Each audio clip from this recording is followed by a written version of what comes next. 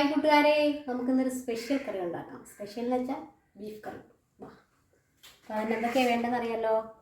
Beef നല്ല കഴുകി വൃത്തിയാക്കി വെച്ചിട്ടുണ്ട്.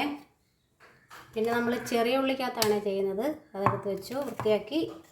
ഇഞ്ചി വെളുത്തുള്ളി പേസ്റ്റ്, പിന്നെ ആവശ്യത്തിന് മുളക് പൊടി, മല്ലിപ്പൊടി, കുരുമുളക് പൊടി, മഞ്ഞൾപ്പൊടി.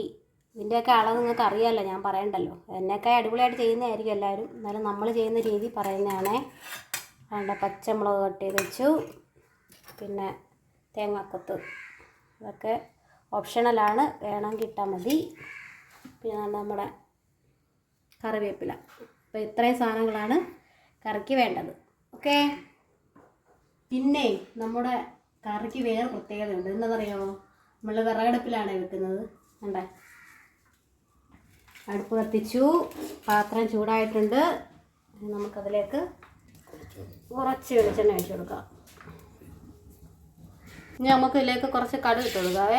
അതൊന്ന് പൊട്ടി വരട്ടെ.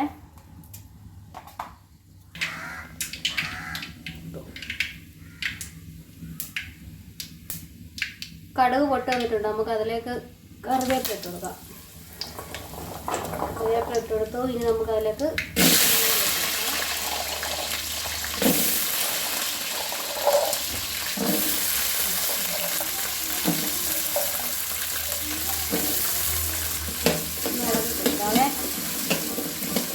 നമ്മൾ ബീഫ് 1 കിലോ ഉണ്ട്. അപ്പോൾ അതനുസരിച്ചുള്ള ചെറുള്ളിയാണ് ഇട്ടത്.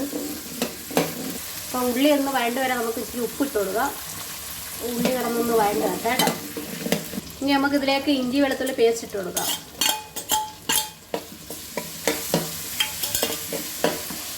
മൂന്നാല് പച്ചമുളക് കീറിയത്. ഇതിൻ്റെ ആ വെളുത്തുള്ളി ഇഞ്ചിയുടെയൊക്കെ ആ പച്ചമണമൊക്കെ ഒന്ന് മാറട്ടെ. അതിൻ്റെ കൂടെ ഈ നമ്മുടെ ചെറിയ ഉള്ളിയുടെ കൂടെ കിടന്നൊന്നും നല്ലതുപോലെ ഒന്ന് മൂത്ത് വരട്ടെ കേട്ടോ. നമ്മളൊരു കാര്യം മറന്നുപോയി കേട്ടോ. തേങ്ങാക്കൊത്തിടാൻ മറന്നുപോയി.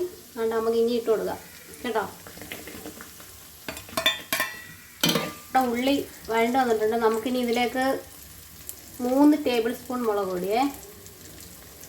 അളവൊന്നും ഇല്ലെന്ന് പറഞ്ഞിട്ട് ഞാൻ പറയുകയാണേ. 3 ടേബിൾ സ്പൂൺ മുളക് പൊടി. ഇനി നമുക്ക് 2.5 ടേബിൾ സ്പൂൺ മല്ലിപ്പൊടി ഇടാം. 1/2 ടീസ്പൂൺ മഞ്ഞൾപ്പൊടി. അതിൻ്റെ കൂടെ നമുക്ക് 1 ടീസ്പൂൺ കുരുമുളക് പൊടി ഇടാം. ഇനി പൊടിയൊക്കെ ഒന്ന് നല്ലതുപോലെ ഒന്ന് മൂത്ത് വരട്ടെ കേട്ടോ. എന്നിട്ട് കാണാം. നമുക്കതിൽ കുറച്ച് ചൂടുവെള്ളമാണേ. ചൂടുവെള്ളം ഇട്ട് കൊടുക്കാം.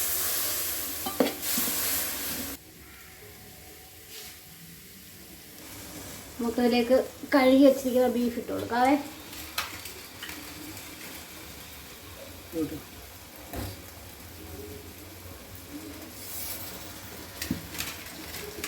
ഇതൊന്ന് മിക്സ് ചെയ്ത് കൊടുക്കാം.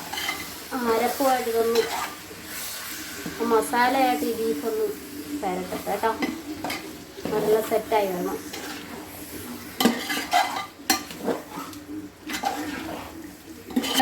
കുറച്ച് നേരം നമുക്കൊന്ന് അടച്ച് വെച്ചിട്ട് ഒന്ന് ഇതാക്കാവേ. പിന്നെ നമുക്ക് വേണമെങ്കിൽ ചൂടുവെള്ളം ഒഴിച്ചു കൊടുക്കാം. നമുക്ക് ഇനി തുറന്ന് നോക്കാം. വെള്ളം ഇറങ്ങിയിട്ടുണ്ട്. കുറച്ച് ചൂടുവെള്ളം ഒഴിച്ചു കൊടുക്കാവേ.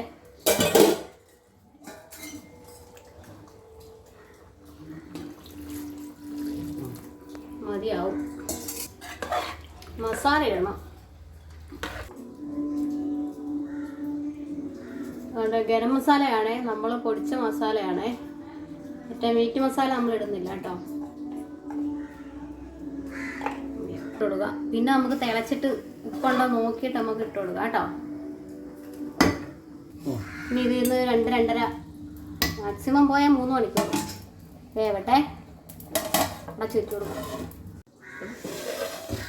ഉണ്ട് നമ്മുടെ ബീഫ് ഒരുവിധം സെറ്റായിട്ടുണ്ട്.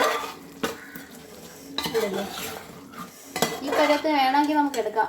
ഗ്രേവിയൊക്കെ വേണ്ടുന്നവർക്ക് വേണമെങ്കിൽ ഈ പരുവത്തിന് എടുക്കാം കേട്ടോ.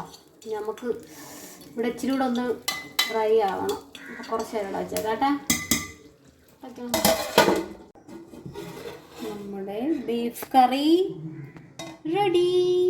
അപ്പോൾ എൻ്റെ വീഡിയോ ഇഷ്ടപ്പെട്ടാൽ ചാനൽ സബ്സ്ക്രൈബ് ചെയ്യണം, ലൈക്ക് ചെയ്യണം, ഷെയർ ചെയ്യണം, കമൻറ്റ് ചെയ്യണം. Okay, by.